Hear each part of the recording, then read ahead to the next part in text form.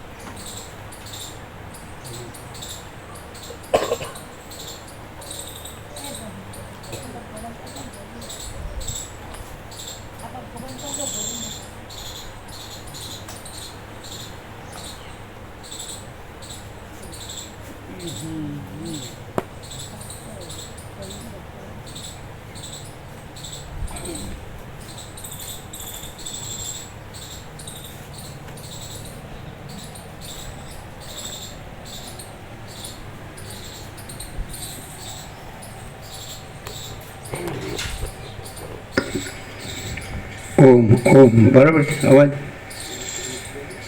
વધુ ઓછો જાડો પાતળો બરાબર.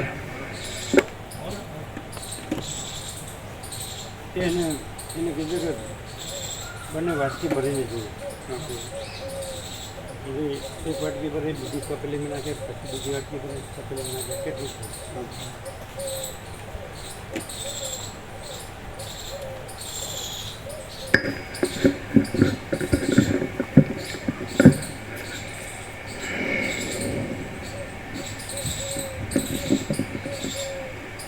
પરમ ચિદાકાશ, પરમ જ્યોતિ, અખંડ જ્યોતિ, અનંત પૂર્ણ, પરમ ચિદાકાશ, પરમ શાંતિ, स्वयं सिद्ध, स्वयं प्रकाश, स्वयं पूर्ण, स्वस्वरूप, यही सब कुछ है, इसके सिवा कुछ नहीं है।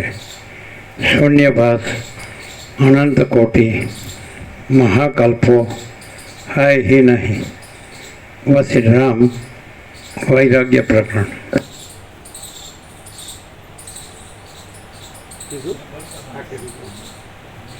આપણી માફી વાંચી ને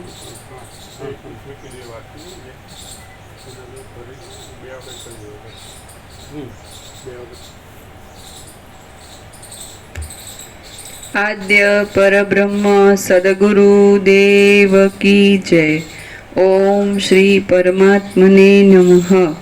श्री योग वासिष्ठ महारामायण वैराग्य प्रकरण पेज नंबर 30 सर्ग 16मो चित्त दोषનું વર્ણન।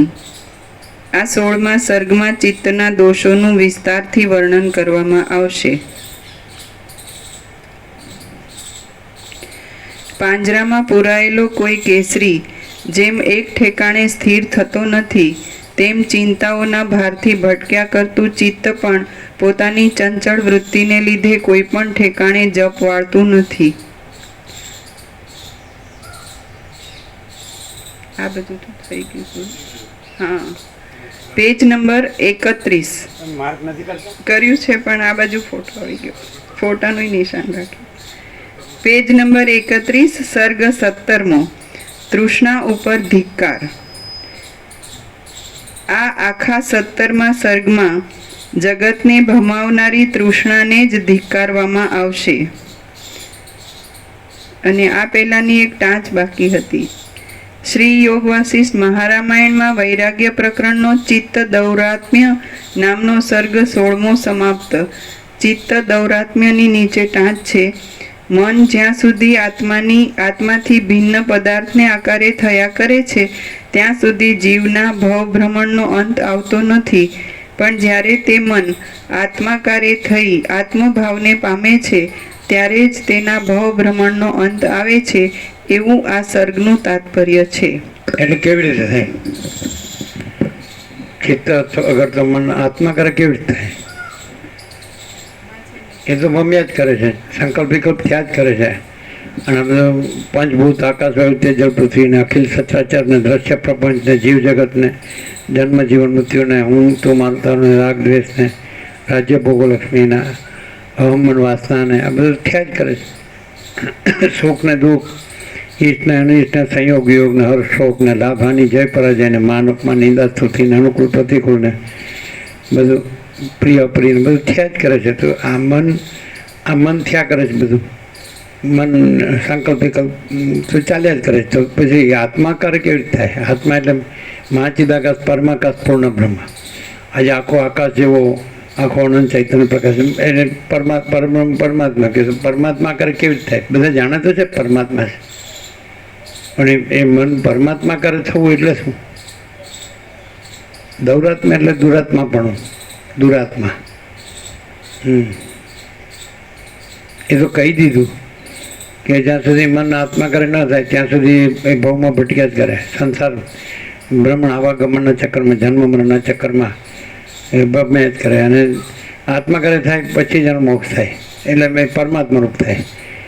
પછી તો એમાં તો એ અજર અમર છે, એમાં કંઈ આ જન્મ વિકાર નાશ નથી. આકાશ છે એ જેમ નિરંજન નિરાકાર નિર્વિકાર છે એમ ચિદાકાશ છે, ચૈતન્ય આકાશ છે. તો એ તો સમજ્યા. જે પરમ સત્ય પરમ તત્વ તો પ્રત્યક્ષ જ છે કે આકાશનું દ્રષ્ટાંત પ્રત્યક્ષ છે, સૂર્યનું દ્રષ્ટાંત સૂર્યપ્રકાશ, એમાંય બીજું કાંઈ નથી, આકાશમાંય બીજું કાંઈ નથી, મહાસાગરમાંય બીજું કાંઈ નથી. દ્રષ્ટાંત તો પ્રત્યક્ષ છે. પણ આ માનવનું મન છે, મનુષ્યનું, જ્યાં જીવનું, એ આત્માકાર થવું એટલે શું? કેવી રીતે? એટલે પ્રેક્ટિકલમાં, એટલે થિયોરિટિકલી નહીં, તત્વજ્ઞાનથી નહીં, ફિલોસોફી નહીં, પ્રેક્ટિકલી. એટલે મન લગે મન છે તો મન તો સતત એમાં ચક્કર ચાલુ જ હોય. હું છું ને આ જગત છે ને હું છું ને મારું છે ને પછી શરીર છે, કર્મેન્દ્રિય જ્ઞાનેન્દ્રિય છે, મન બુદ્ધિ ચિત્ત અહંકાર છે, પ્રાણ છે, પ્રકૃતિ છે, સત્વ રજ તમ છે. પછી જન્મ્યો, બાળક થયો, કિશોર થયો, તરુણ થયો, યુવાન થયો, પ્રૌઢ થયો, વૃદ્ધ થયો, દેહાંત થયું. આ બધું છે. રોગ નિરોગ છે, બાલ્યાવસ્થાય છે ને યુવાવસ્થાય છે ને વૃદ્ધાવસ્થાય છે ને બધું જ. સ્ત્રી છે ને પુરુષ છે, ઘર છે ને ધન છે, પ્રજા છે ને પ્રજાની પ્રજા છે ને. તો ચક્કર તો ચાલુ જ છે. તો ચિત્ત આત્માકાર થવું એટલે શું? કેવી રીતે થાય?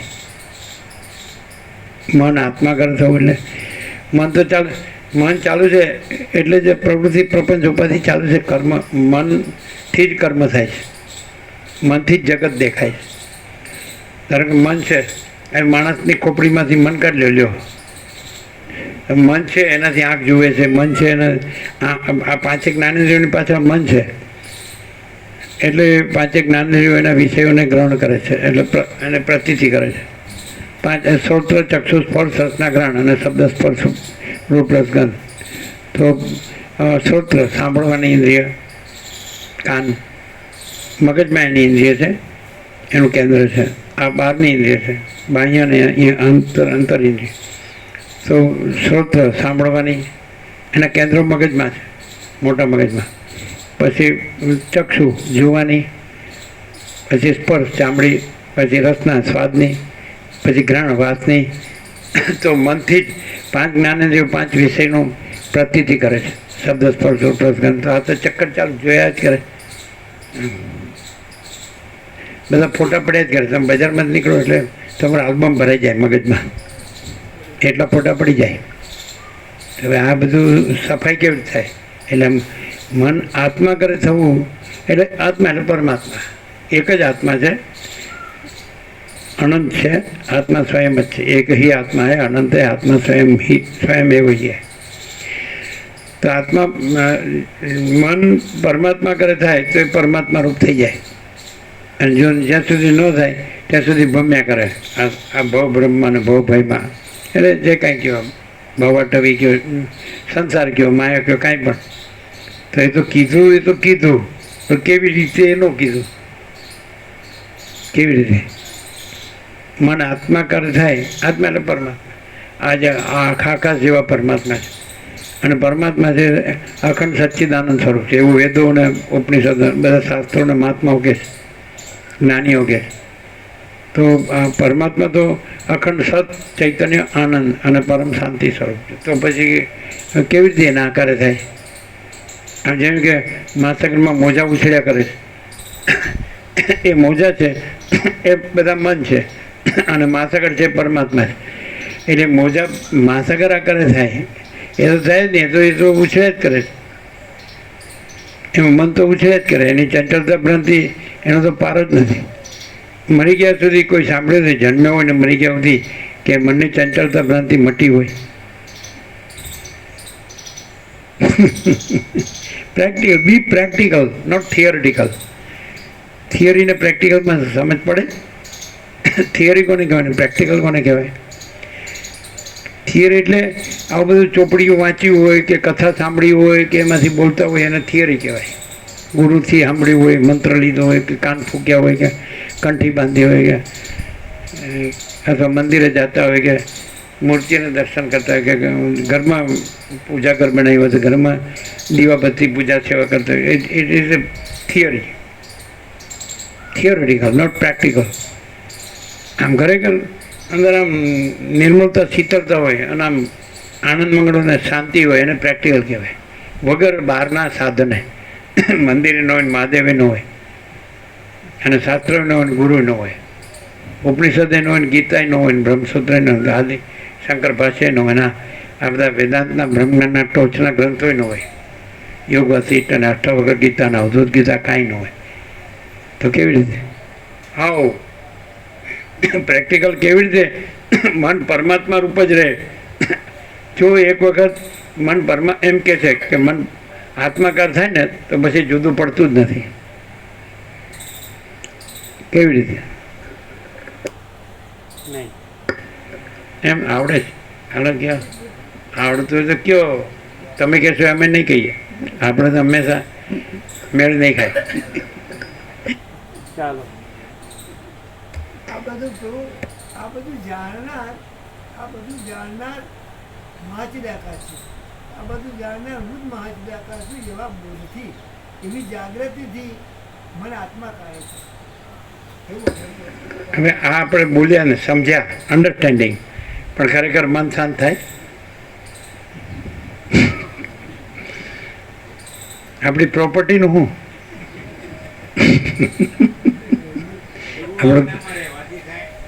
હે ગુરુના ચક્કર ચાલુ હોય તો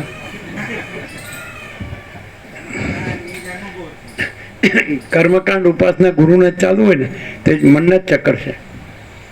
કર્મ ઉપાસના, જ્ઞાન, ધ્યાન, શાસ્ત્ર, જે પ્રવૃત્તિ પ્રપંચ ઉપાધિ હોય ને બધી, આશ્રમ હોય પછી એમાં બધી પ્રવૃત્તિ પ્રપંચ ઉપાધિ હોય કે નહીં, તે મનનું જ છે બધું. અને પછી દરેકને જુદું જુદું. ધારો કે લાખો ગુરુ હોય તો લાખોના પ્રવૃત્તિ પ્રપંચ ઉપાધિ જુદા જુદા જ હોય. જેમ સીધા કસરૂપ તો એક વસિષ્ઠ જ, અમે બીજા જાણ્યા નથી. બીજા જાણ્યા હોય તો ટાંગડી પકડી લઈએ, પણ હવે આમ તો અનુભવ્યા છે. આ તો 38મો રાઉન્ડ છે. એક એક અક્ષર છે એ પરમાત્માનો પ્રકાશ છે એવું તો અનુભવાય છે સંપૂર્ણ. બોલો ને, જે આવડે જેને જે આવડે બોલો. મન આત્માકાર કેવી રીતે થાય? આમાં સાંભળે તો ખરું. મનને ખોરવા જઈએ તો મન લુપ્ત થઈ જાય. એટલે જેટલી વાર ખોળવા જઈએ એટલી વાર લુપ્ત થઈને પાછું ઊભું થાય ને. હે મનને ખોરવા જઈએ એટલે મન કઈથી ઉત્પન્ન થાય છે એને આપણે એ તો મહાસાગરથી તરંગ ઉપર થાય, ઉત્પન્ન થાય છે. એમ પરમાત્માથી જ આ બધું મન ને બધું જગત ઉત્પન્ન થાય છે તો ખબર જ છે બધાને. પરમાત્મા વિના તો કંઈ છે જ નહીં, જુદું કંઈ છે નહીં, પણ ખાલી આપણને ભ્રમ થયો છે. આમ તો બધું પરમાત્મા છે અને એમાં તો પરમાત્મા તો એમાં તો બીજું કોઈ નથી, બીજું કાંઈ નથી, બીજું કંઈ થતું નથી. એટલે પરમાત્મા જ છે, બીજું કંઈ થતું નથી. પણ આપણે કલ્પના થઈ છે ને કે ભ્રમ થયો છે, અજ્ઞાન થયું છે, કાંઈ પણ કહો, માયા કે મોહ કે ગમે, તો આપણને મન ને જગત ને એવું બધું દેખાય છે, પણ એ પરમાત્મામાં જ દેખાય છે. આપણે ચક્રી તરંગ ફીણ પર પડે દેખાય તો એ મહાસાગરમાં જ દેખાય છે. એમ આપણે આનંદ પરમાત્મા મહાસાગર છે, એ મહાચૈતન્ય પ્રકાશ છે એવું આપણે વસિષ્ઠથી જાણ્યું. અને એ અખંડ સચ્ચિદાનંદ છે એવું પણ આપણે વસિષ્ઠથી સાંભળ્યું ને આપણને સાચું લાગે છે. પરમાત્માને સત કહીએ તો સાચું જ છે. ચૈતન્ય કહે તો પણ સાચું છે, આનંદ કહે તો પણ સાચું છે, શાંતિ કહે તો પણ સાચું છે, પૂર્ણ કહે તો પણ સાચું છે, સમાન કહે તો પણ સાચું છે, અમૃત કહે તો પણ સાચું છે, તૃપ્તિ કહે તો પણ સાચું છે, સંતોષ કહે તો પણ સાચું છે, સમાધાન કહે તો પણ સાચું છે, અને કલ્યાણ કહે તો પણ all and all in all કહે તો પણ સાચું છે. બધું પરમાત્મા જ છે. પણ આપણે અજ્ઞાન જે કંઈ આપણો ભ્રમ, જેમ આપણે પરમાત્મા છે ત્યાં સ્વપ્ન દેખાય તો પરમાત્મા છે સ્વપ્ન નથી, તો એવું પરમાત્મા છે ત્યાં મનને જગત દેખાય પણ પરમાત્મા છે અને મનને જગત નથી. કારણ કે બીજું તો કાંઈ છે નહીં એના વિના. આપણે મહાસાગરમાં બધું જુદું જુદું દેખાય, ચક્રી તરંગ ફીણ પરપડાન બધી ચિત્ર વિચિત્ર ઉથલ પાથલ મોજા દોડે ઉત્પન્ન થાય છે, પછી લય પામે છે, પણ મહાસાગર જ છે, એમાં તો બીજું કંઈ નિરાકાર જ છે. તો માત્ર દેખાય જ છે, કારણ કે આપણને આ જ્ઞાન થાય છે. જ્ઞાન છે એ પરમાત્મા જ છે, કારણ કે બધું પરમાત્મા છે એટલે જ્ઞાન પણ પરમાત્મા છે. તો જ્ઞાનથી પરમાત્મા અનુભવાય છે કે આ જ્ઞાન છે એ પરમાત્મા છે, માટે પરમાત્મા છે. પછી એ જ્ઞાન છે તો એ પરમાત્મા છે, અને પરમાત્મામાં બીજું કાંઈ નથી. એટલે બીજું કંઈ દેખાતું હોય તો ભલે દેખાય. મહાસાગરમાં તરંગ દેખાય છે પણ ત્યાં જળ છે અને એ મહાસાગર છે. તો એવી રીતે પરમાત્મા છે, એમાં મનને જગત દેખાય છે પણ જ્ઞાન છે તો એ પરમાત્મા છે, ચૈતન્ય પ્રકાશ. એટલે જ્ઞાન તો છે જ બધે, જ્ઞાન બધું પરમાત્મા છે, એ જ જ્ઞાન છે, એ જ ચૈતન્ય પ્રકાશ છે, ને જ્ઞાન છે બધું ને બધે ભરપૂર. એટલે કોઈ જગ્યા ખાલી નથી, બધાને ખબર છે. આમ બધાને ખબર. અભણ અજ્ઞાન ખેડૂતો ને ગામડાનું, અભણ અજ્ઞાન સ્ત્રી હોય, અભણ અજ્ઞાન બાળક હોય, તો ભગવાન બધું છે, એના વિના કાંઈ નથી, એ બધાને ખબર છે અને ભરપૂર છે, કોઈ જગ્યા ખાલી. આપણે એમ કે અજ્ઞાનથી દુઃખી થઈએ છીએ એમ પણ ખબર છે, બધાને ખબર. આપણે આ બધો માયા અને મોહ આપણામાં છે ને એટલે આપણે દુઃખી થઈએ છીએ. સુખે લાગે છે ને દુઃખે લાગે, બે લાગે, હરકે થાય છે ને શોકે થાય, બધું થાય, નફો નુકસાન બધું લાગે. એ આપણી કલ્પના છે, આપણું મન. પણ પરમાત્મામાં નફો નુકસાન ને લાભ હાનિ ને જય પરાજય ને માન અપમાન ને નિંદા સ્તુતિ ને અનુકૂળ પ્રતિકૂળ ને મોટું નાનું વધુ ઓછું સારું ખોટું ને એવું નથી, પણ મનનું છે. તો દરેકનું મન જુદું જુદું છે, એટલે દરેકની અવસ્થા જુદી જુદી. આપણે એમ જોઈએ કે પરમાત્મા તો એક જ છે ને બધે આકાશ જેવાને સમાન જ છે, સરખા જ છે, એમાં કોઈ ભેદ નથી ને અખંડ છે, એક રસ ઘન ભરપૂર પરિપૂર્ણ, એમાં કંઈ વધતું ઓછું નથી. મહાસાગર જે જળ ભરેલો છે સંપૂર્ણ, એ તો આખો એક સરખો જ છે, એમાં કાંઈ જુદું જુદું કાંઈ છે જ નહીં, વધુ ઓછું કાંઈ છે જ નહીં, કાંઈ આવતું જતું નથી, કાંઈ ઉત્પન્ન થતું નથી, કાંઈ લાઈ પામતું નથી, પણ આપણે બધું જુદું જુદું દેખાય છે. તો આ ખરેખર આ આખો અનંત પરમાત્મા મહાસાગર છે એવું તો આપણે વસીઠથી જાણ્યું પૂરેપૂરું. અને આ બધા એના તરંગો છે. આજે સંસાર કયો, જગત કયો, સર્ગ કયો, સૃષ્ટિ કયો, બ્રહ્માંડ કયો, વિશ્વ કયો, આ બધા એના તરંગો છે. તરંગો કેમ કહેવા પડે છે? જો આપણે એકલું મહાસાગર જ છે અને એમાં જુદું બીજું કોઈ નથી, કાંઈ નથી, કાંઈ થતું નથી, તો એકલું મહાસાગર અનુભવીએ તો બધું જુદું જુદું લાગે. તો આપણે મહાસાગર, આપણે જુદા જુદા તરંગો દેખાય તો આપણે એકલો મહાસાગર અનુભવ્યો હોય તો પછી આપણે જુદા જુદા તરંગ એ જુદા ન લાગે કે એ મહાસાગર જ છે. એમ આપણે એકલો પરમાત્મા અનુભવ્યો હોય કે આ બધો આખો અનંત ને આખો ભરપૂર પૂર્ણ અખંડ એકરસ ઘન, કોઈ જગ્યા ખાલી, તો એકલો પરમાત્મા અનુભવ્યો હોય તો પછી આપણે બધું મનને જગતને જુદું દેખાતું હોય તો પણ આપણે તો પરમાત્મા જ છે.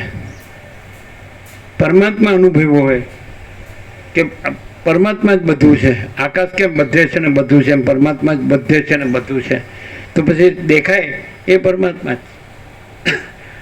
મહાસાગર અનુભવ્યો તો એકલો મહાસાગર જ છે, પછી ગમે એટલા ચક્રી તરંગ ભેગ પરપડો દેખાય તો ફરી એકલો મહાસાગર જ છે. મહાસાગરમાં બીજું કાંઈ નથી, બીજું કાંઈ થતું નથી. તો આપણે એકલો પરમાત્મા અનુભવી લીધો હોય આકાશ જેવો આખો અનંત, હે ને, કેવળ અનંત ચૈતન્ય પ્રકાશ પરમાત્મા છે. આ એક જ સત્રાક્ષરમાં બધા આવી જાય, કેવળ અનંત ચૈતન્ય પ્રકાશ પરમાત્મા છે. પછી આપણને બધું દેખાય તો કેવળ અનંત ચૈતન્ય પ્રકાશ પરમાત્મા છે. એટલે એનો અર્થ એવો થાય કે વસીઠથી પ્રકાશથી, શબ્દ બુદ્ધિથી નહીં. શબ્દ બુદ્ધિથી જો જાણીએ તો એ થિયોરિટિકલ કહેવાય, થિયરી. અને ચૈતન્ય પ્રકાશથી અનુભવીએ કે આ બધું કેવળ આનંદ ચૈતન્ય પ્રકાશ પરમાત્મા છે, તો એ પ્રેક્ટિકલ કહેવાય.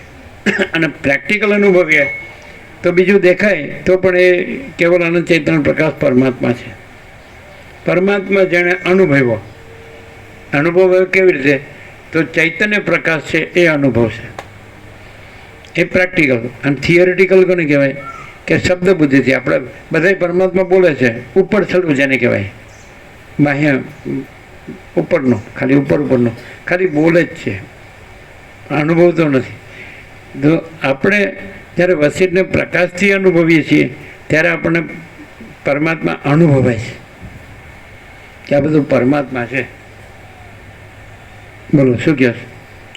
એવું નથી લાગતું? કેવી રીતે વસીઠ ચોખ્ખું કરે છે, રામ ને વસીઠ બે. કે બીજું દેખાય તો બીજું નથી, પરમાત્મા છે. બીજું દેખાય તો પરમાત્મા છે. ચક્રી દેખાય તો મહાસાગર છે, તરંગ દેખાય તો મહાસાગર છે, ફીણ દેખાય તો મહાસાગર છે, પરપોટો દેખાય તો મહાસાગર છે કે નહીં? તેવી રીતે આ બધો રામનો વૈરાગ્ય એમ કે છે. ભોગો દેખાય તો પરમાત્મા છે, વિષયો દેખાય તો પરમાત્મા છે, લક્ષ્મી દેખાય તો પરમાત્મા છે, આયુષ્ય દેખાય તો પરમાત્મા છે, ધન દેખાય તો છે ને. આપણે અજ્ઞાન ને જ્ઞાનનો અર્થ શું? પરમાત્મા જ છે એટલે અજ્ઞાન જ્ઞાનનો ભેદ એમાં નથી, બંધ મોક્ષનો ભેદ એમાં નથી, જીવ જગતનો મનનો અને જગતનો ભેદ એમાં નથી, ગુરુ શિષ્યનો ભેદ એમાં નથી, ઈશ્વર જીવનો ભેદ એમાં નથી. કંઈ કરવાનું ન કરવાનું, કંઈ જાણવાનું ન જાણવાનું, અનુભવવાનું ન અનુભવવાનું, મેળવવાનું ન મેળવવાનું, એ પૂર્ણ જ છે. પૂર્ણમદ પૂર્ણમિદમ. એટલે જો પરમાત્માને ચૈતન્ય પ્રકાશથી બરાબર અનુભવ્યો હોય તો બધું દેખાય ને, ત્યાં બધું ન દેખાય, પરમાત્મા દેખાય. એટલે વૈરાગ્યનો અર્થ એવો થાય, આપણે શુષ્ક અને નિરસ અર્થ નથી કરતા, આપણે તો પરમ આનંદ સ્વરૂપ છે. એટલે અખંડ સચ્ચિદાનંદ છે તો એ અખંડ કદી ખંડિત થતું નથી. પરમાત્મા કદી અખંડ સચ્ચિદાનંદ છે, પરબ્રહ્મ, તો એ કદી એ અખંડ જ છે. અખંડ એટલે એ કદી ખંડિત થતું નથી. એટલે મીન્સ સદા અખંડ જ રહેશે, પૂર્ણ જ રહેશે, અનંત એક રસ. એમ કે છે ને, ચિદઘન ચિદૈક રસ, બ્રહ્મૈક રસ, એક રસ. એવું ને એવું મહાસાગર, એવું ને એવું જ રહે, ખંડિત ન થાય. અને અખંડનો અર્થ બીજો પણ થાય કે નિત્ય સત્ય, એ અખંડ છે, અવિનાશી છે, એ નિત્ય સત્ય છે. અખંડનો અર્થ એમાં ભાગ ભેદ છે જ નથી, સજાતીય વિજાતીય સ્વગત ભેદ નથી, એટલે કોઈ જાતનો ભેદનો ભ્રમ નથી. એ જે છે તે છે. આ પ્રકાશ છે, પ્રકાશ જ છે. આપણે કેટલા કાળથી, ધારો કે આ લોકો શોધે વિજ્ઞાન તો ખબર નથી સૂર્ય ક્યારથી છે, તો એ એવો ને એવો પ્રકાશ, જરાય ફેર નહીં. અને એમાં જરાય બીજું નહીં, રજ્જે બીજું નહીં. પ્રકાશ એટલે કેવળ પ્રકાશ. તો પરમાત્મા એટલે કેવળ ચૈતન્ય પ્રકાશ, કેવળ અનંત, અનંત પાછો. આમ થોડોક જ એમ નહીં, માપનો જ નહીં, અમાપ. આકાશ તો અમાપ, તો ચિદાકાશ, ચૈતન્ય આકાશ, ચૈતન્ય પ્રકાશ, તો અમાપ અમાપ. બરાબર? તો એવું વસીઠથી આપણે એવું અનુભવાય રામથી.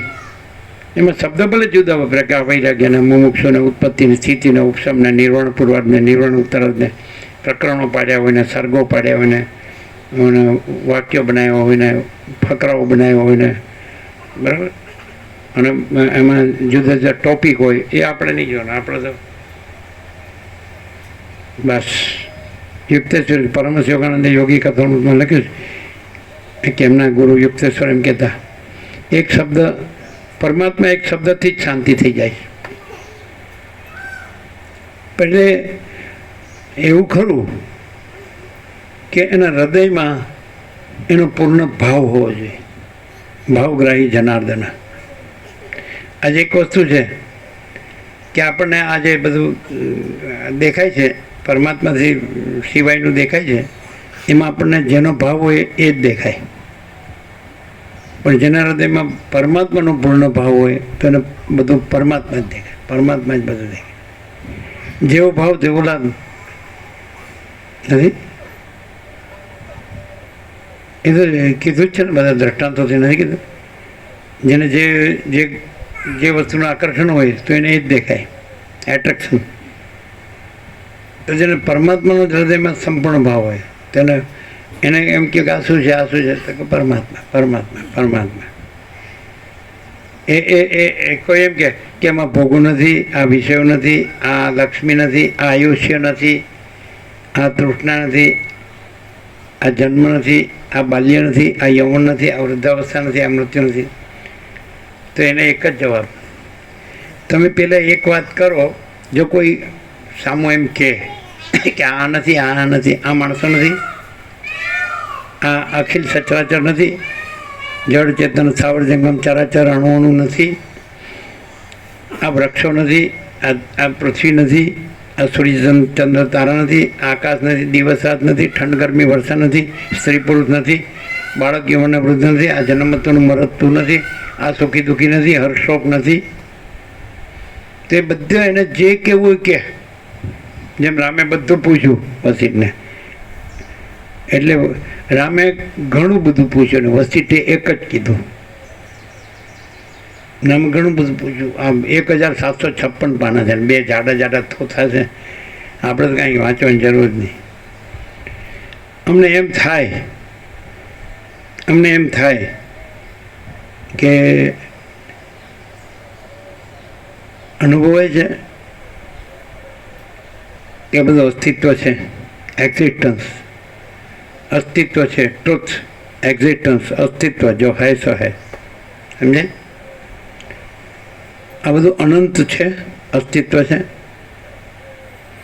અને એ અનંત એ જ પોતામાં બધું છે ને એ જ પોતામાં બધું પ્રકાશે છે, જણાય છે, અનુભવાય છે કે નહીં? આપણો પેટર્ન છે ઇન્ફાઇનાઇટ, અનંત.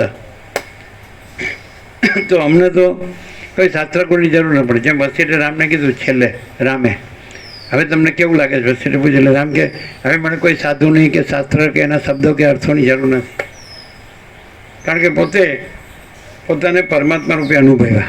એટલે પોતે એટલે રામ નહીં, આ આખું જે અનંત અસ્તિત્વ છે એ પરમાત્મા. તો એ અખંડ સચ્ચિદાનંદ છે, પરબ્રહ્મ છે, અખંડ સચ્ચિદાનંદ. શબ્દો બનાવ્યા, માણસે બનાવ્યા, શબ્દો નથી. શબ્દો નિર્દેશ છે. શું નિર્દેશ? સમજો? નિર્દેશ એટલે બતાડે શબ્દ. આમ સૂર્ય એ નિર્દેશ છે, પણ નિર્દેશ સૂર્ય નથી. સૂર્ય શબ્દ સૂર્ય નથી, સૂર્ય છે. સમજાય છે? એમ પરબ્રહ્મ અખંડ સચ્ચિદાનંદ એ નિર્દેશ છે, પણ એ શબ્દ પરબ્રહ્મ છે. અખંડ સચ્ચિદાનંદ છે, પણ એ શબ્દ એ નથી. શબ્દ નિર્દેશ છે. જેમ કે બાળક જન્મે તો નામ ન હોય, પછી રાશિ પ્રમાણે નામ પડે. એ નામ એની ઓળખવા માટે છે, બાકી એનું નામ હોતું નથી. તો પરબ્રહ્મ છે એનું નામ ઓળખ છે, પણ નામ નથી. એ છે, નામ એ નથી. અખંડ સચ્ચિદાનંદ, સત ચૈતન્ય આનંદ કે શાંતિ. સમજાય છે? નિર્મળતા, શીતળતા, જે કંઈ કે સારા ગુણો આપણને ગમતા હોય એ બધા સદગુણો. તો એ નામ નથી. હવે અમે એમ કંઈ પ્રેક્ટિકલ અમે છીએ, અને અમે બધું આખું ભારત વિચર્યા છીએ, અને બધા મહાત્માઓ, સાધુ, બ્રહ્મચારી, સંન્યાસી બધા ખૂબ મળ્યા, અને શાસ્ત્રોએ ખૂબ જોયા, અને સત્સંગે ખૂબ થયો, બરાબર, અને વિચર્યા અને આનંદ કર્યો. તો બધા દરેક પોતાની રીતે જન્મે છે, જીવે છે, મરે છે. અમે અમારી રીતે જન્મીએ, જીવીએ અને મરીએ છીએ. પણ એમાં ડિફરન્સ શું છે? અમારી અંદર એક વસ્તુ પાકી હતી કે આ અનંત જે સ્વચ્છ આકાશ છે ને, એવું જે તત્વ છે ને, એ એક જ છે, બીજું કાંઈ નથી. આ અમારે ઇન્નેટ હતું બાળપણથી કે અનંત સ્વચ્છ આકાશ છે ને, એટલે અમને આ માપનું કંઈ દેખાય જ નહીં.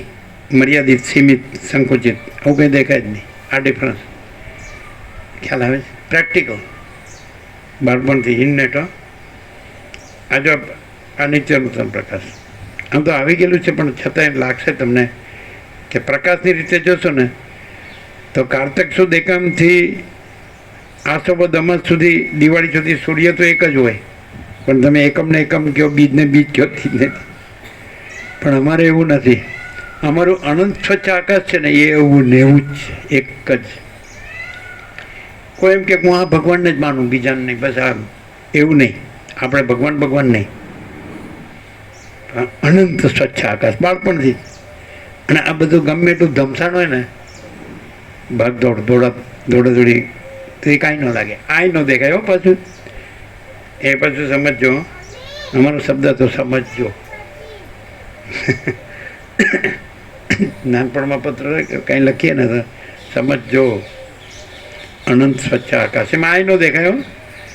એમ કે આજે આ જાગે છે અને પછી ખાઈ પીએ છે કે કામ કરે છે કે ઊંઘે છે કે આવે છે જાય છે કે ઉઠે બેસે છે કે સૂવે છે કે નાહી ધોવે છે કે કોઈને મળે છે કે વાત તો કરે.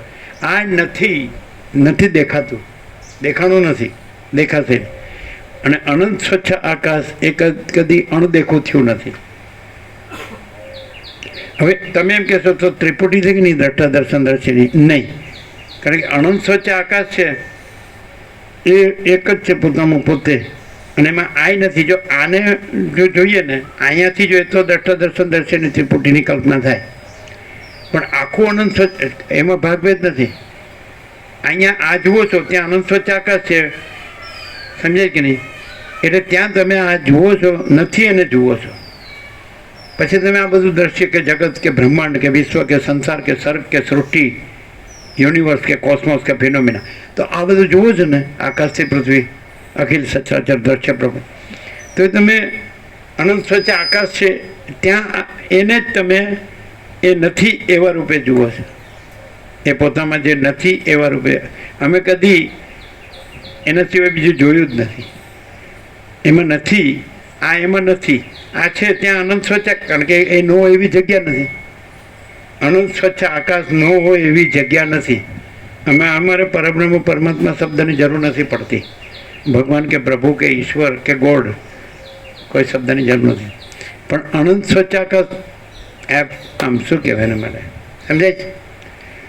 તો જ્યારે આ દેખાય તો અનંત સ્વચ્છ આકાશ છે ત્યાં એમાં નથી એ જોઈએ છીએ. એ જો નથી એટલે જોવા પણ નથી. પછી આ આખું તમને દ્રશ્ય દેખાય છે, આખું જગત દેખાય છે ને, વર્લ્ડ, વિશ્વ, યુનિવર્સ, જે કહેવાય, સૃષ્ટિ, બ્રહ્માંડ, સંસાર દેખાય. તો એ તો અનંત સ્વચ્છ આકાશ જ છે, ઘન, ભરપૂર, પૂર્ણ, સમજાય? અખંડ એકરસ, કોઈ જગ્યા ખાલી નહીં. પાછું ગમે ત્યાં જાઓ અનંત અનંત અનંત, સમજે? માપ નહીં, અમાપ.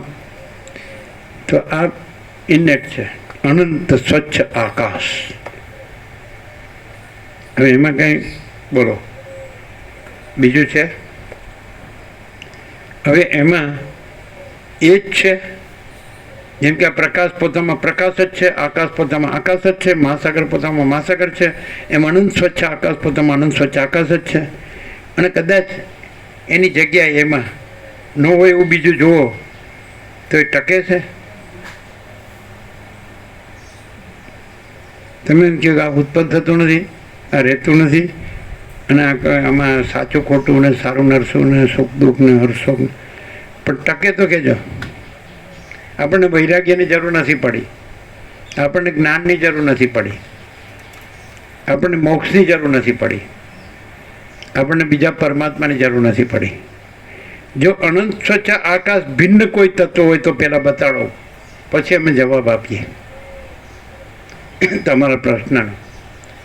હવે તમારો પ્રશ્ન એ છે કે હું આ છું, અને અમારો જવાબ એ છે કે અનંત સ્વચ્છ આકાશમાં પોતામાં પોતા વિના, અનંત સ્વચ્છ આકાશ વિના બીજું કાંઈ નથી.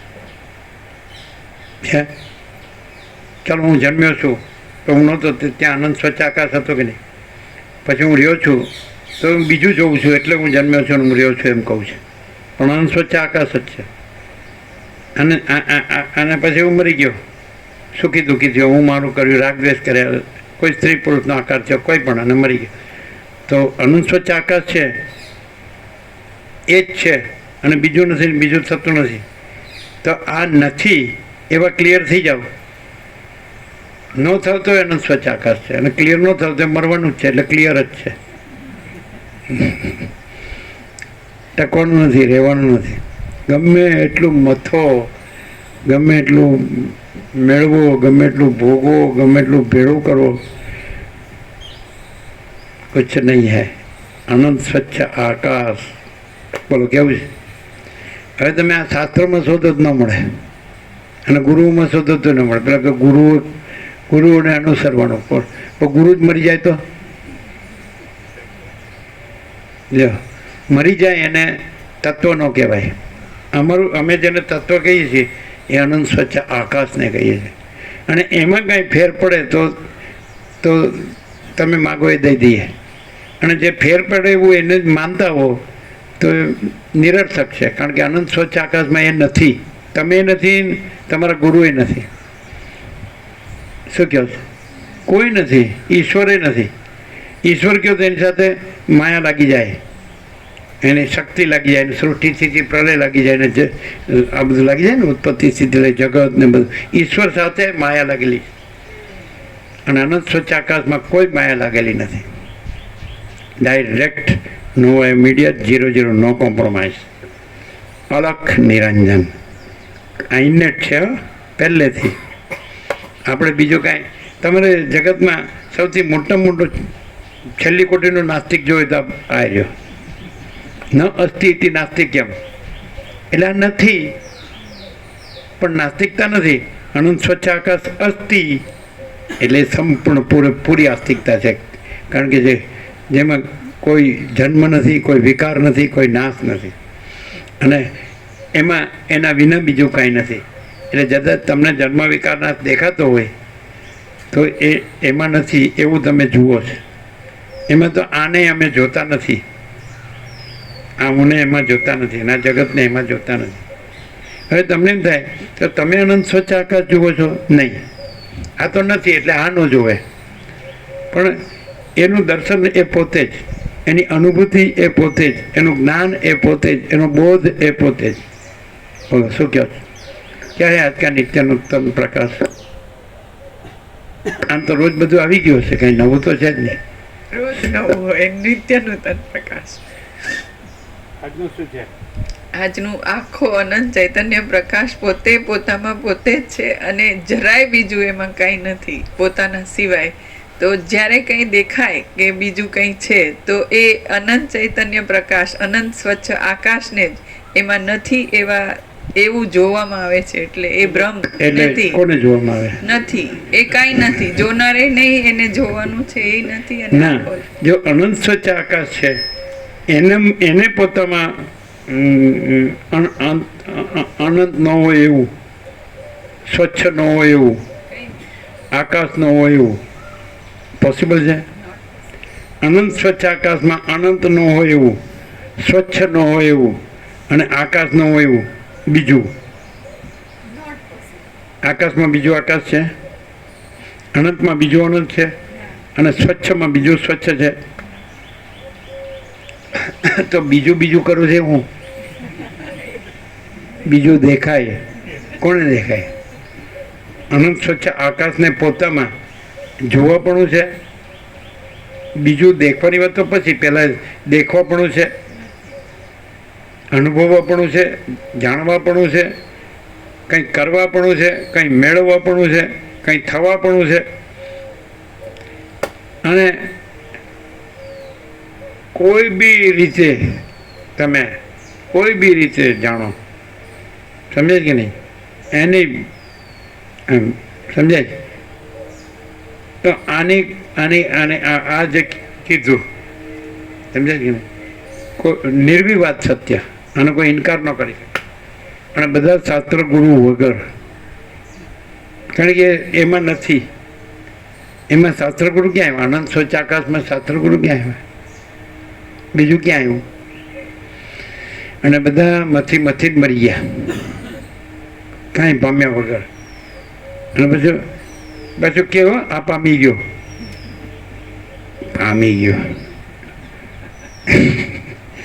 અને આ નથી પામ્યો, આ ઓછું પામ્યો, ના વધુ પામ્યો. હા, ભેદના ભરમનો પાર નહીં. શું પામી ગયું? લ્યો હા, કોણ પામી ગયું? શું પામી ગયું?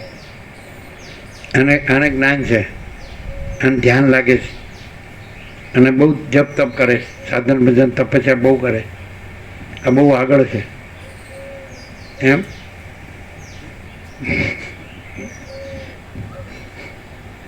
હા, મરવાનો થયો છે.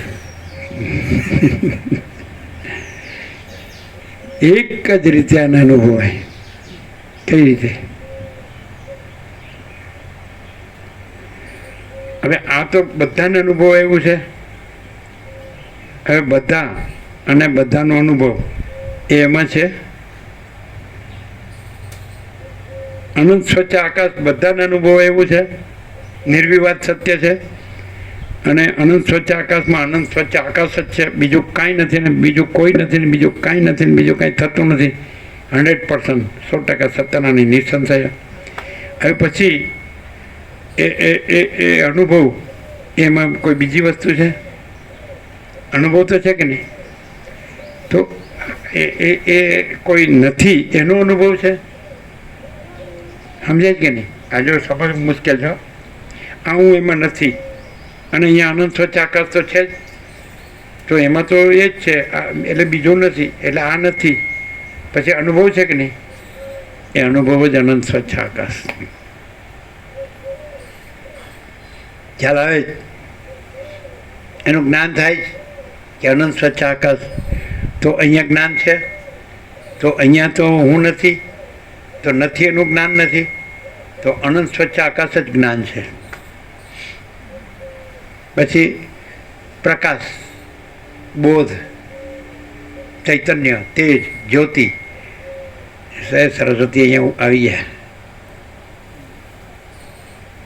ગયા. કેવું મસ્ત વિચારે છે, સ્વતંત્ર.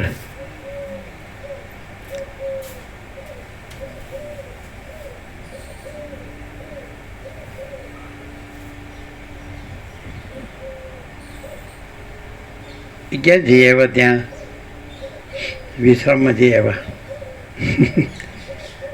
એ કે અહીંયા જ બધું છે.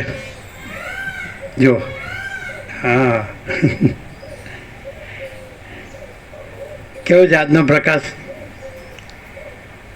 જે કંઈ પ્રકાશ છે, તેજ છે, જ્યોતિ છે, ચૈતન્ય છે, અનુભવ છે, જ્ઞાન છે, બોધ છે, તો અનંત સ્વચ્છ આકાશ જ છે. કારણ કે બીજો કોઈ નથી કે જેનું ચૈતન્ય હોય, જેનું તેજ હોય, જેની જ્યોતિ હોય, જેનો પ્રકાશ હોય, જેનો અનુભવ હોય, જેનું જ્ઞાન હોય, જેનો બોધ હોય.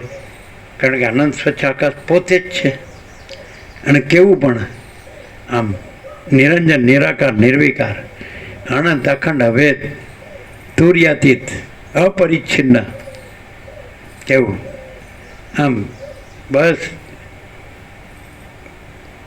અનંત સ્વચ્છ આકાશ સચ છે. બસ તો અનુભવ છે, તો અનંત સ્વચ્છ આકાશ છે, અને એમાં હું તો નથી, એટલે અનુભવ છે એ જ છે. પ્રકાશ છે તો એ અનંત સ્વચ્છ આકાશ છે, તેજ છે, જ્યોતિ છે, અનુભવ છે, જ્ઞાન છે, બોધ છે, ચૈતન્ય છે, સત છે. સત તો એ અનંત સ્વચ્છ આકાશ, ચૈતન્ય તો અનંત સ્વચ્છ આકાશ, આનંદ તો અનંત સ્વચ્છ આકાશ, શાંતિ તો અનંત સ્વચ્છ આકાશ. શું કહો? ક્લિયર છે કે નહીં? હા, અહીંયા આવો, શાંતિ જોતી હોય તો, અને ઊંધા મરવું હોય તો ત્યાં જા. અહીંયા અનંત સ્વચ્છ આકાશ છે, અને બીજે ઊના મહેકા બખેડા. બખેડા કહેવાય? બખેડા એટલે ઝંઝટ, જફા, જમેલા. શું કહે? ક્યાં નિત્ય નૂતન પ્રકાશ? ફિલોસોફી નહીં, પ્રેક્ટિકલ. ચલો, અનંત સ્વચ્છ આકાશ તો પ્રેક્ટિકલ જ છે ને, થિયરી નથી. પછી અનુભવ એ પ્રેક્ટિકલ છે.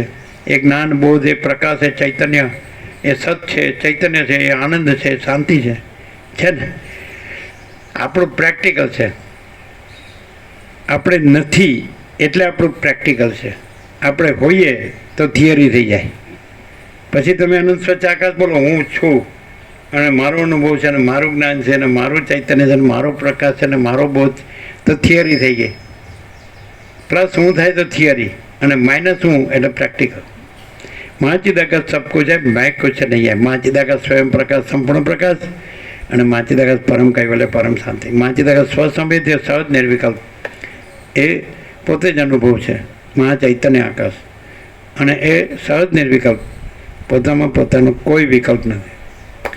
ગુરુ અને શિષ્યને બધું વિકલ્પ આવે, સાધન ભજન તપે, સાધક સાધન અને સાધ્ય અને સિદ્ધિ અને સિદ્ધ એ બધું નથી એમાં આવે, નથી એમાં ઊંથી આવે, ઊંથી આવે, હું છે જ નહીં. કારણ કે કાં તો એમ કહે કે અનંત સ્વચ્છ પ્રકાશ છે, ને કાં તો કહો કે હું છે, કારણ કે એમાં તો હું નથી. તો એ તો નિર્વિવાદ સત્ય છે કે અનંત સ્વચ્છ આકાશ છે, અને એ જ જણાઈ રહ્યું છે એ પ્રકાશ, એ જ અનુભવાઈ રહ્યું છે એ અનુભવ, એ જ જણાઈ રહ્યું છે એ જ જ્ઞાન, એ જ બોધ, એ જ અનુભવાઈ રહ્યું છે એ જ ચૈતન્ય. શું કહો છે ને? ક્લિયર? ડખો ક્યાં થયો? હું આ છું, હું આ 8-10 મણ લાકડાનો ગ્રાહક છું, ત્યાં ડખો થયો. પણ ડખો નથી, કારણ કે અગ્નિ દેવતા એ ડખાની પૂર્ણાહુતિ કરે છે.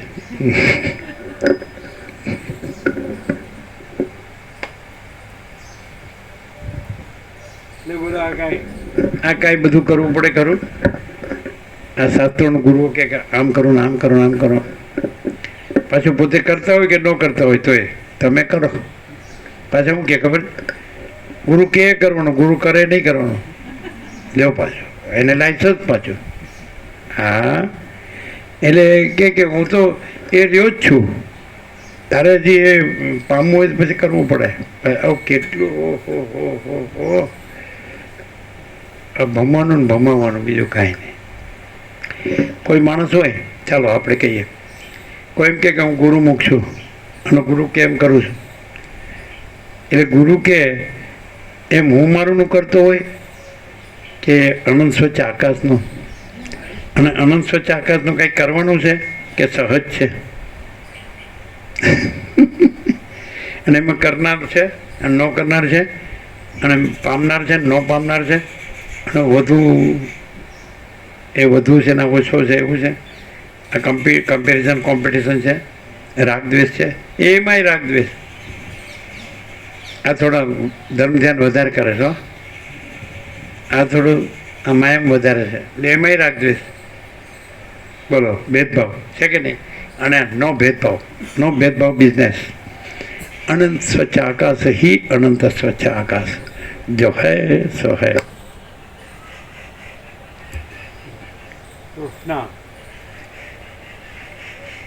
સર્ગ 17મો તૃષ્ણા ઉપર ધિક્કાર. ખ્યાલ આવે કે આ ઇનેટ છે? કેવી રીતે ખબર પડે? જે પ્રકાશ અને શાંતિ છે, આનંદ છે, એમાં ક્યારેય ફેરફાર નથી થતો. જેમ છે એમ જ અખંડ છે, અનંત છે. એમાં કોઈ સીમિતતા, પરિચ્છિન્નતા, સાપેક્ષતા એવું કંઈ નથી.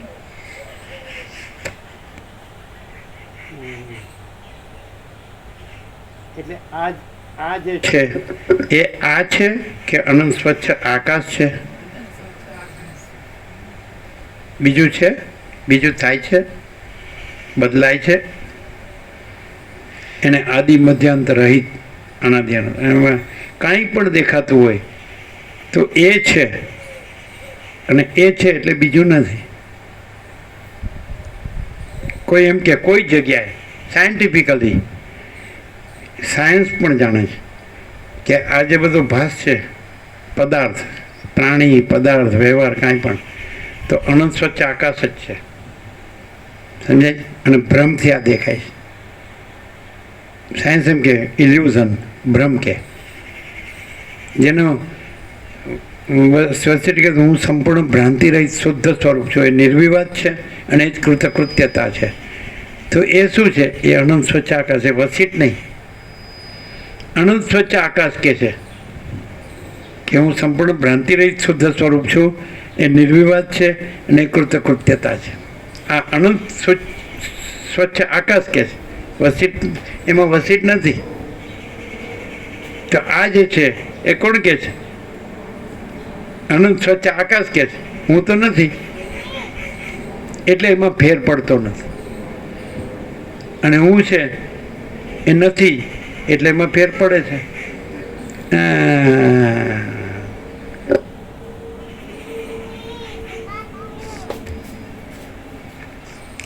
સર્ગ 17મો તૃષ્ણા ઉપર ધિક્કાર. આ આખા 17મા સર્ગમાં જગતને ભમાવનારી તૃષ્ણાને જ ધિક્કારવામાં આવશે. રામ બોલ્યા, સંસારમાં વિવેક આદિને ઢાંકી દેવામાં અંધારી રાત્રિ જેવી અને અંત વિનાની તૃષ્ણાને લીધે જીવરૂપ આકાશમાં રાગદ્વેષ આદિ ઘુવડ પક્ષીઓની પંક્તિઓ ઉડતી જોવામાં આવે છે. જેમ અંદર દાહ આપનારો સૂર્યનો તાપ કાદવના રસને અને કૂણાપણાને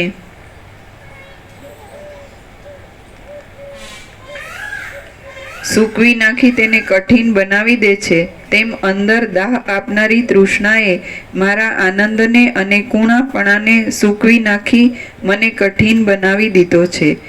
વ્યામોહરૂપી અંધારાથી ભરપૂર અને શૂન્ય એવા મારા ચિત્તરૂપી મહાન અરણ્યમાં આશારૂપી પિશાચણી ખૂબ નાચી રહી છે. કાંચનના ઉપવન જેવી શોભતી તૃષ્ણારૂપી ચણાની મંજરી ચિત્તરૂપી ક્ષેત્રમાં વચનોરૂપી ઝાકળના ટીપા પડવાથી મોરતી જ રહે છે. મધભાગે હાલક ડોલક થતી મહાસાગરની લહરી જેમ લોકને ઘૂમરીએ ચડાવવાને માટે જ અત્યંત ઊંચે ઉછળી આવે છે, તેમ મનમાં અનેક ગરબડો મચાવતી તૃષ્ણા પણ મને ઘૂમરીએ ચડાવવા માટે જ બલવત્તર ઉલ્લાસમાં ઉછળી રહે છે. મિથ્યા ભાષણ આદિ કલ્લોલોના પ્રચંડ શબ્દોવાળી અનેક પ્રકારના તરંગોવાળી અને એક સ્થળમાંથી બીજા સ્થળમાં જતી તૃષ્ણારૂપી નદી આ મારા દેહરૂપી પર્વતમાં વયા કરે છે. ચિત્તરૂપી બપૈયો એકાગ્રતારૂપી જળને પીવા માટે પોતાની ચપળતાને રોકવા સજ્જ થાય છે, પણ મેલો વંટોળ્યો વાહ જેમ જૂના ખડને ક્યાંય લઈ જાય છે, તેમ મેલી તૃષ્ણા તેને પણ ક્યાંય તાણી જાય છે. નાની ઉંદરડી જેમ વીણાના તારને કાપી નાખે છે, તેમ વિવેક વૈરાગ્ય આદિ ગુણો મેળવવાને હું જે ઉત્સાહ ધરું છું તે ઉત્સાહને તૃષ્ણા કાપી નાખે છે. જેમ જીરણ પાંદડું પાણીમાં ભમ્યા કરે છે, જૂનું ખડ જેમ વાયુમાં ભમ્યા કરે છે, અને જેમ શરદ ઋતુનું વાદળું આકાશમાં ભમ્યા કરે છે, તેમ હું ચિંતારૂપી ચક્રમાં ભમ્યા કરું છું.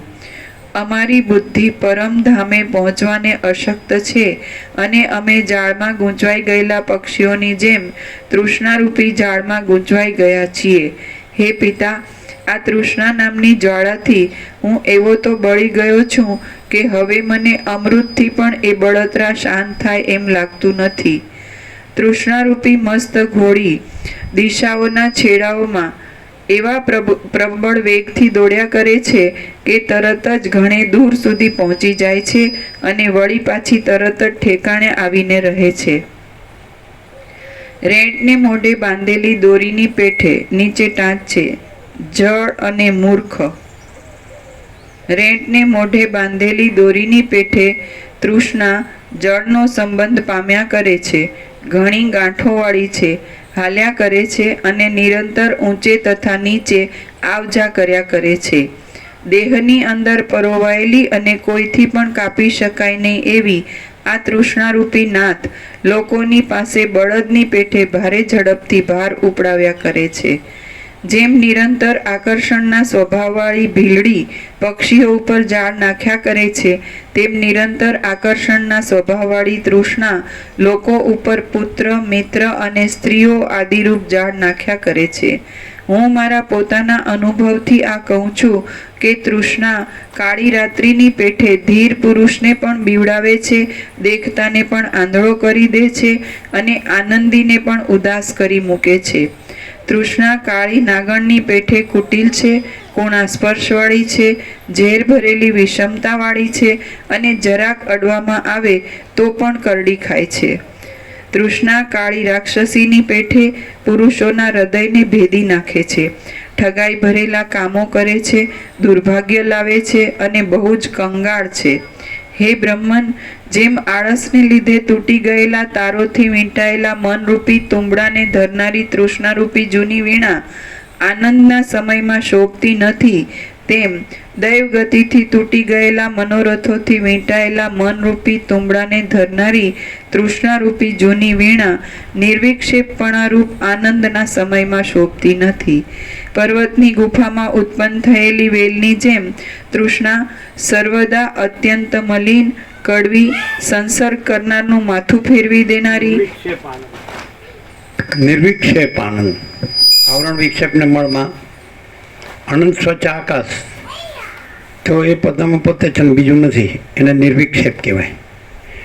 વિક્ષેપનો અર્થ શું કે જે બીજો જે દ્રશ્યનો ભ્રમ છે એને વિક્ષેપ કહેવાય. અને અનંત સ્વચ્છ આકાશ છે, બધું અને બધે અખંડ એકરસ, ઘન, પૂર્ણ, ભરપૂર, કોઈ જગ્યા ખાલી નહીં. તો એમાં જે આ આખો દ્રશ્યનો ભ્રમ છે એ વિક્ષેપ રહિત, એ પોતે જે આનંદ છે. તો ત્યાં આ ભ્રમ જ નથી તો શેની તૃષ્ણા?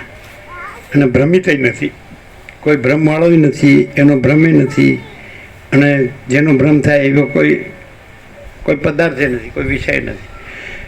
નિર્વિક્ષેપ આનંદ એટલે આખો દ્રશ્યનો ભ્રમ, સંસારનો ભ્રમ વગરનો અનંત સ્વચ્છ આકાશ છે, અને એ પોતે આનંદ છે. આનંદ એટલે શું?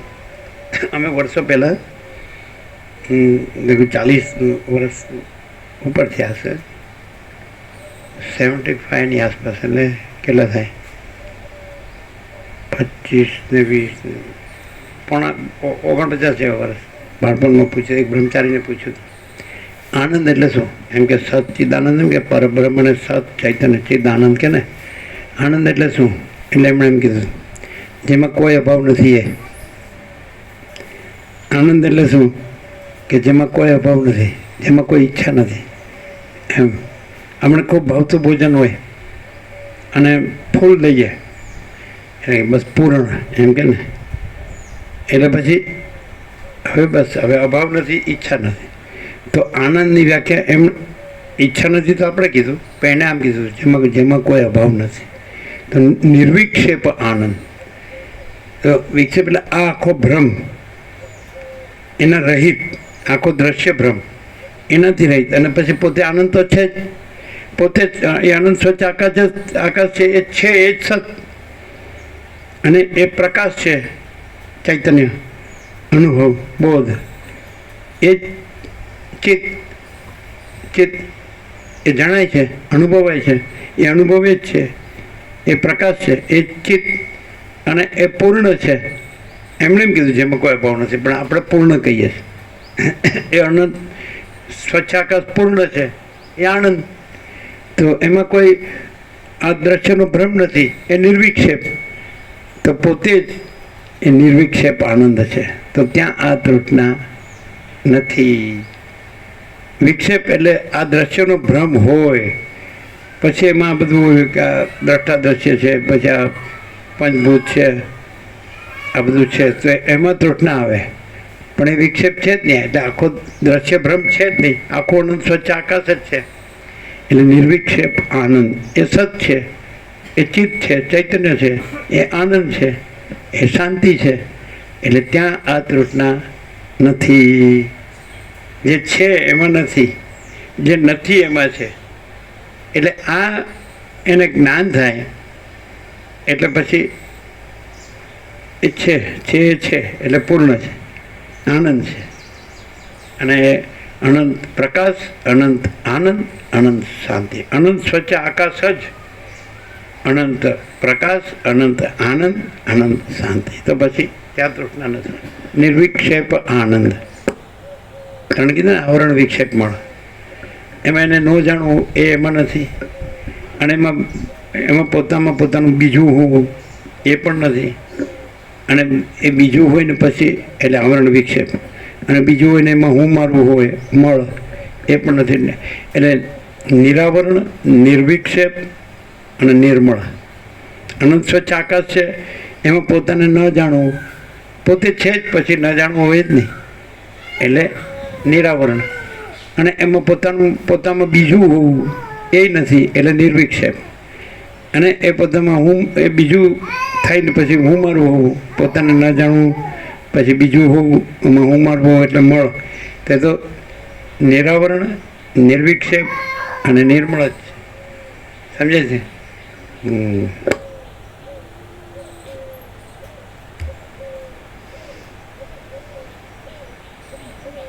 નિર્વિક્ષેપ આનંદમાં તૃષ્ણા નથી.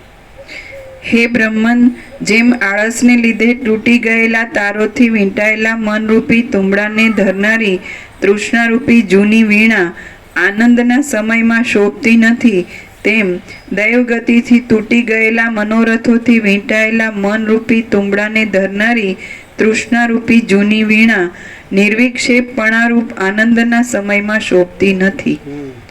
પર્વતની ગુફામાં ઉત્પન્ન થયેલી વેલની જેમ તૃષ્ણા સર્વદા અત્યંત મલિન, કડવી, સંસર્ગ કરનારનું માથું ફેરવી દેનારી, લાંબા લાંબા ગૂંચળાવાળી અને બહુ ચીકાશવાળી હોય છે. તૃષ્ણા વૃક્ષના સુકાઈ ગયેલા મોરની જેમ ગ્લાનિકર છે, રસ રહિત છે, નિષ્ફળ છે, વ્યર્થ ઊંચે ચડેલી છે, અમંગળકારી છે અને ભૂંડી છે. તૃષ્ણા ઘરડી વેશ્યા જેવી છે. તે કોઈ પરાયા ચિત્તને વશ ન કર્યા છતાં સગડાની પાછળ દોડે છે અને એમ છતાં કાંઈ ફળ મેળવી શકતી નથી. તૃષ્ણા તો બુદ્ધિ નાચનારી છે અને તે બ્રહ્માંડો રૂપી નાટક શાળાઓની અંદર અનેક રસોની લાલચવાળા સંસારી લોકોના મોટા ટોળામાં નાચ્યા કરે છે. સંસારરૂપી લાંબા જંગલમાં વિસ્તાર પામેલી અને ઊંચે ચડેલી તૃષ્ણારૂપી ઝેરી વેલમાં ગળપણ રૂપી ફૂલ થાય છે અને અનેક પ્રકારની ઉથલ પાથલો રૂપી ફળોની પંક્તિઓ થાય છે. બુદ્ધિ થયેલી નટડીની પેઠે તૃષ્ણા જે કાર્ય પોતાનાથી બની શકે એવા ન હોય તે કરવાને પણ કૂદકા માર્યા કરે છે અને આનંદ આપી ન શકવા છતાં પણ નાચ્યા કરે છે. તૃષ્ણારૂપી ચપળ મયુરી કૌંસમાં ઢેલ મોહરૂપી ઝાકળનું આવરણ થાય ત્યારે નાચે છે. એ આવરણ મટી જઈને વિવેકરૂપી પ્રકાશ થાય ત્યારે ઠંડી પડી જાય છે અને કોઈથી ન પહોંચી શકાય એવા સ્થાનોમાં રહેઠાણ કરે છે.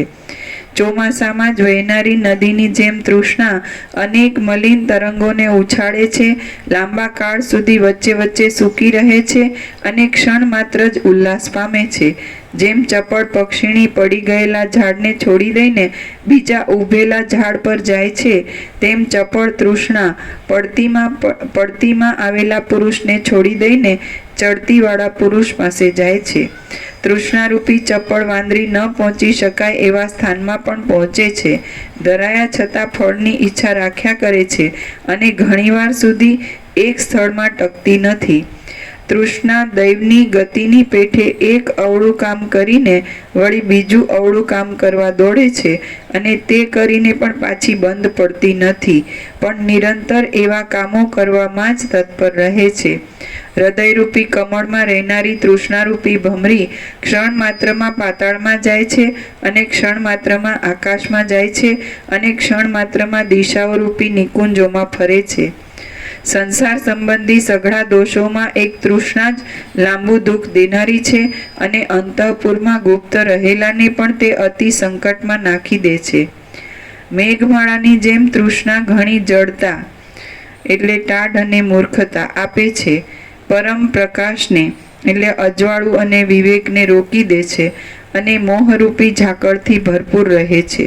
મેઘમાળાની જેમ તૃષ્ણા ઘણી જડતા આપે છે અને પરમ પ્રકાશને રોકી દે છે અને મોહરૂપી ઝાકળથી ભરપૂર રહે છે. જેમ પશુઓને બાંધવાની લાંબી દોરી સઘળા પશુઓના ગળાઓને બાંધી લે છે, તેમ તૃષ્ણા સંસારમાં વ્યવહાર કરનારા સઘળા જીવોના મનને બાંધી રાખે છે. તૃષ્ણા ઇન્દ્રધનુષની પેઠે વિચિત્ર રંગોવાળી છે. દોરી અને સદ્ગુણ ગુણ વિનાની છે, લાંબી છે, મલિનમાં રહેનારી છે, તુચ્છ છે અને તુચ્છ સ્થિતિવાળી છે. તૃષ્ણા સદ્ગુણરૂપી ધાન્યોને મેઘના દુષ્ટ કડાકા રૂપ છે, આપત્તિરૂપી ધાન્યોને ફલિત કરવામાં શરદ ઋતુ રૂપ છે, બોધરૂપી કમળોને હિમરૂપ છે અને મોહરૂપી અંધકારોને શિયાળાની દીર્ઘ રાત્રિ રૂપ છે. તૃષ્ણા સંસારરૂપી નાટકશાળાની નટી છે, કાર્યોરૂપી માળાઓની પંખીણી છે, મનરૂપી જંગલની હરિણી રૂપ છે અને કામદેવના ગાયનની વીણા છે. વ્યવહારરૂપ સમુદ્રની તે લહેર છે, મોહરૂપી હાથીને બાંધવાની સાંકળ છે, સૃષ્ટિરૂપ વડની વડવાઈ છે અને દુઃખરૂપી કુમુદોને વિકસાવનારી ચાંદની છે. જરા તથા મરણ આદિ દુઃખરૂપી રત્નોનો તે મુખ્ય ડાબલો છે અને આદિ તથા વ્યાધિરૂપ વિલાસોને માટે સર્વત્ર સર્વદા મસ્ત વિલાસિની છે. વર્ષા ઋતુના આકાશની પેઠે તૃષ્ણા ક્ષણ માત્રમાં થોડાક પ્રકાશથી અંધારું અને મોહ થોડાક પ્રકાશથી નિર્મળ થઈ જાય છે. ભૂલ થાય છે. વર્ષા ઋતુના આકાશની પેઠે તૃષ્ણા ક્ષણ માત્રમાં થોડાક પ્રકાશથી અજવાળું અને વિવેકથી નિર્મળ થાય છે. ક્ષણ માત્રમાં જરાક અંધારાવાળી થઈ જાય છે. જરાક અંધારાવાળી અંધારું અને મોહ વાળી થઈ જાય છે અને ક્ષણ માત્રમાં ઝાકળથી ભરપૂર ચિંતાઓથી ભરપૂર થાય છે. જ્યારે ગાઢ અંધારાવાળી રાત્રિ મટે છે ત્યારે રાક્ષસોની નિવૃત્તિ થાય છે. તેમજ જ્યારે ગાઢ મોહવાળી તૃષ્ણા મટે છે ત્યારે કાયાનો પરિશ્રમ મટે છે. જ્યાં સુધી તૃષ્ણારૂપી ઝેરી વિષુચિકા કૌંસમાં કોલેરા નામનો રોગ, જ્યાં સુધી તૃષ્ણારૂપી ઝેરી વિષુચિકા લાગુ રહે છે ત્યાં સુધી આ લોકો મૂંઝાયા કરે છે, સારી વાતો કરી શકતા નથી અને ચિત્તમાં સંભ્રમિત રહે છે. જો ચિંતાને છોડી દેવામાં આવે છે તો આ લોકોના સઘળા દુઃખ ટળી જાય છે. ચિંતાને છોડી દેવી એ જ તૃષ્ણારૂપી કોગળિયાને મટાડવાનો મંત્ર છે. તૃષ્ણારૂપ માછલી ચિત્તરૂપી જળાશયમાં ખંડ, પથરા અને કાષ્ઠ આદિ સઘળા પદાર્થોને ભોગ્યરૂપ સમજીને લીધા કરે છે અને અંતે તરફડિયા મારે છે. સૂર્યના કિરણો જેમ કમળને ખુલ્લું કરી નાખે છે તેમ રોગની પીડા, સ્ત્રી અને તૃષ્ણા ગંભીર માણસને પણ ખુલ્લો કરી નાખે છે. વાંસની લતાની જેમ તૃષ્ણા અંદરથી પોલી છે, ઘણી ગાંઠોવાળી છે, લાંબા લાંબા અંકુરો, ઝાકળ અને ભૂલો તથા કાંટાઓવાળી છે, દુઃખોવાળી છે, પરસ્પરથી છૂટી છે અને સર્વદા મુક્તામણીની પેઠે પ્રિય છે. અહો, આ મોટું આશ્ચર્ય છે કે મહાબુદ્ધિમાન પુરુષો કષ્ટથી કપાય એવી તૃષ્ણાને પણ વિવેકરૂપ નિર્મળ ખડગથી કાપી નાખે છે. અહો, આ મોટું આશ્ચર્ય છે કે મહાબુદ્ધિમાન પુરુષો કષ્ટથી કપાય એવી તૃષ્ણાને પણ વિવેકરૂપ નિર્મળ ખડગથી કાપી નાખે છે. હે બ્રહ્મન, હૃદયમાં રહેલી આ તૃષ્ણા જેવી તીક્ષ્ણ છે તેવી તલવારની ધાર પણ તીક્ષ્ણ નથી, તેવી વજ્રની જ્વાળા પણ તીક્ષ્ણ નથી અને તપાવેલા લોઢાની કણીઓની જ્વાળાઓ પણ તેવી તીક્ષ્ણ નથી. દીવાની શિખાની પેઠે તૃષ્ણા મધ્યમાં ઉજ્જવળ છે, અંતમાં કાળી તથા તીક્ષ્ણ છે, પ્રત્યક્ષ દેખાય છે, બળતરા થવાના કારણરૂપ હોવાને લીધે અસહ્ય છે અને તેની દશા, વાટ અને સ્થિતિ સ્નેહનને લીધે, પ્રેમ અને તેલને લીધે ઘણા કાળ સુધી પહોંચે એવી છે. મનુષ્ય મેરુ પર્વત જેવો દ્રઢ હોય, જ્ઞાનવાન હોય, શૂરવીર હોય અને ધીર હોય તો પણ તૃષ્ણા એ નરોત્તમને એક પલકારામાં તરણાના તોલનો કરી નાખે છે. તૃષ્ણારૂપી વિંધ્યાચળની તળેટી લાંબા લાંબા ગહનોથી, સાહસો અને અરણ્યોથી વ્યાપ્ત છે, ભયંકર છે, ઘાટા ઝાડાવાળી છે, રજથી, ધૂળ અને રજોગુણથી ભરેલી છે, અંધારાવાળી છે અને ઉગ્ર ઝાકળવાળી, ઝાકળ અને મોહવાળી છે. જગતની અંદર રહેલી આ તૃષ્ણા ચંચળ છે. તરંગોની માળાવાળા ક્ષીરસાગરના ચપળ જળમાં રહેલી માધુર્ય શક્તિની પેઠે એક છતાં તે ભુવનોના, જાળ અને સ્વર્ગ આદિ લોકોના, એક છતાં તે ભુવનોના સઘળા ભાગોમાં વ્યાપ્ત છે અને અતિ નિકટ હોવા છતાં પણ તે સ્પષ્ટ આકૃતિથી દેખી શકાતી નથી. વિષયોની તૃષ્ણાથી જ બ્રહ્મમાં જીવભાવ કલ્પાયો છે ને તે તૃષ્ણાનો ત્યાગ કરવામાં આવે તો જીવ પોતાના વાસ્તવિક સ્વરૂપે બ્રહ્મરૂપે સ્થિતિ થાય છે. અને અતિ નિકટ હોવા છતાં પણ તે સ્પષ્ટ આકૃતિથી દેખી શકાતી નથી. ટાંચ છે. વિષયોની તૃષ્ણાથી જ બ્રહ્મમાં જીવરૂપ કલ્પાયો છે ને તે તૃષ્ણાનો ત્યાગ કરવામાં આવે તો જીવ પોતાના વાસ્તવિક સ્વરૂપે બ્રહ્મરૂપે સ્થિતિ થાય છે. વિષયોની તૃષ્ણાથી જ બ્રહ્મમાં જીવભાવ કલ્પાયો છે ને તે તૃષ્ણાનો ત્યાગ કરવામાં આવે તો જીવ પોતાના વાસ્તવિક સ્વરૂપે બ્રહ્મરૂપે સ્થિતિ થાય છે. શ્રી યોગ વાસિષ્ઠ મહારામાયણમાં વૈરાગ્ય પ્રકરણનો તૃષ્ણા ભંગ નામનો સર્ગ 17મો સમાપ્ત. પ્રસાદ આપી દો. ઓમ ઓમ ઓમ. તૃષ્ણા કોને કહેશો? તૃષ્ણા તૃષ્ણા એટલે તૃષ્ણાથી જ બ્રહ્મમાં જીવની કલ્પના થઈ છે અને તૃષ્ણા ત્યાગી દે એટલે જીવ પોતાનું બ્રહ્મ સ્વરૂપ પામે છે, પરમાત્મા. તૃષ્ણાથી જ પરમાત્મામાં જીવ કહેવાય છે ને પરમાત્માને જીવ કહેવાય છે ને તૃષ્ણાને શું કહે છોડી દે એટલે એ બ્રહ્મ જ છે, પરમાત્મા જ છે. આ તો તૃષ્ણા કોને કહેશો? તૃષ્ણા